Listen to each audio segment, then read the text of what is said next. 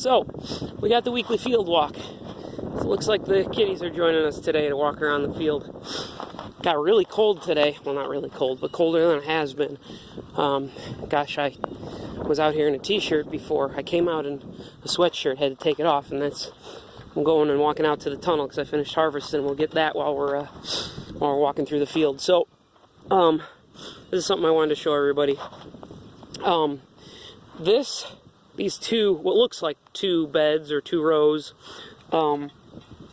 was under these low tunnels for part of the winter until the wind in January ripped this one open. This was our spinach tunnel. So I know I've talked about how some of the spinach was stunted and burnt.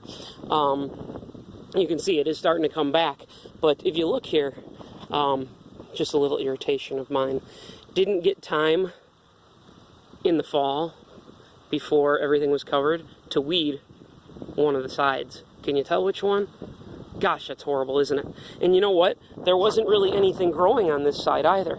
It's just these stupid little weeds that love to grow and germinate after we get the tunnel on. Actually, they're kind of tasty too.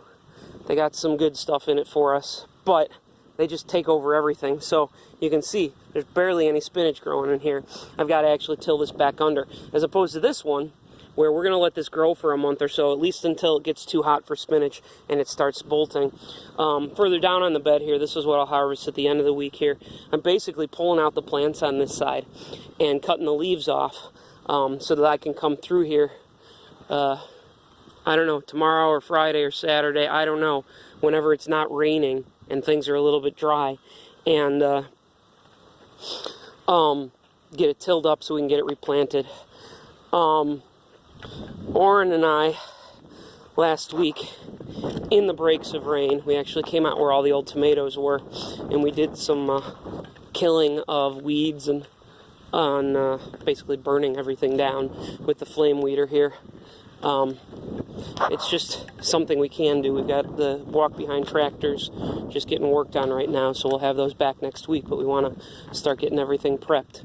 And with all the water, it's okay because we couldn't really be in the soil anyway. What else was I going to say? Oh yeah, I got to get over here. So just going to pop in the tunnel really quickly. I will keep this on so that you guys can see the tunnel. Like I said, I already harvested, but I know there's some folks that really like to see it every week, right, Jessica? So I'm going to go in. We've got about, I would say, 3 more weeks before we're going to be pretty much ripping all of this out, because we have tomatoes. There we go. Focus. We have tomatoes in the greenhouse and peppers in the greenhouse now.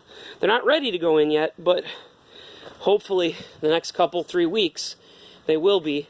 And I want to have early tomatoes, so we're going to put them in here and get the heat up. Well, the heat meaning not opening the doors and the sides like I have done every day this week because it's so hot in here, and letting the tomatoes get that warmth, and because tomatoes need so many days of hot temperatures. So, yeah, this is what it looks like now. You can see a lot of the kale, and this is because of how warm it has been in here, is starting to go to seed, and that's okay. We're actually going to harvest these seeds, and, well, as long as they get pollinated. That's why I have everything open, but we don't have any bees out yet. So, hopefully harvest these seeds and use them for planting up in the fall.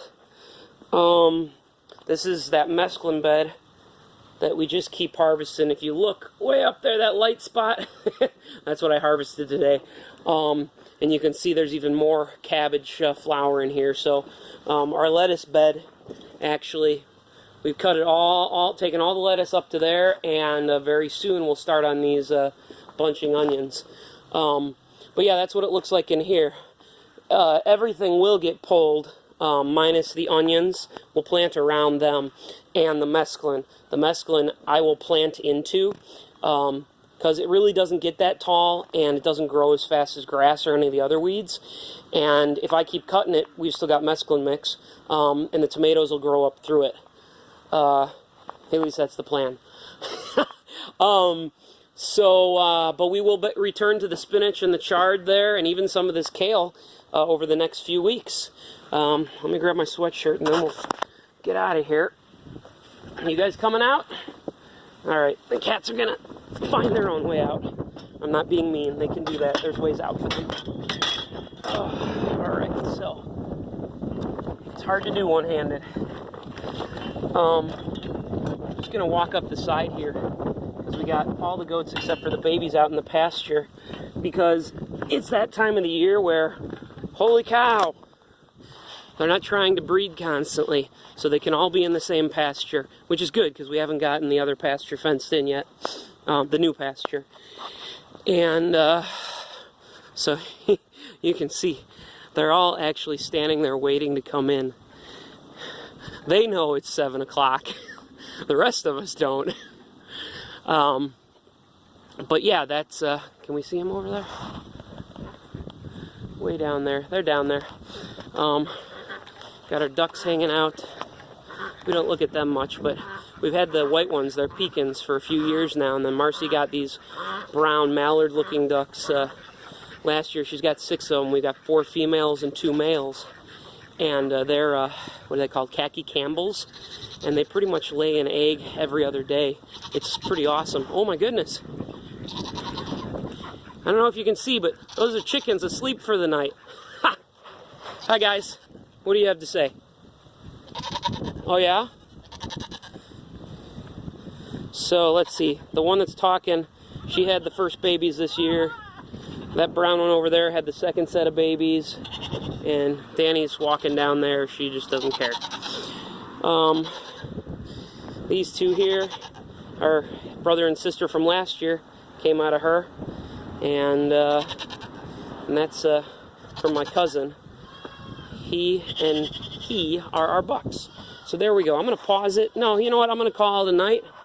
Got to go in and do some paperwork. Oh, and it's been 7 minutes. So anyway, we'll finish off here with the babies.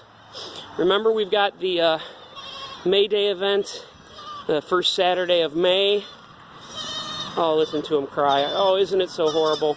And you can come out and pet these babies. Those 2 right there are the brand new ones. They were born on Friday. And they live outside now during the day, but at night we have them inside because we got to feed them every 4 or 5 hours still. Would you believe it, that thing there is 2 months old, and those there are 4 days old. Look at that.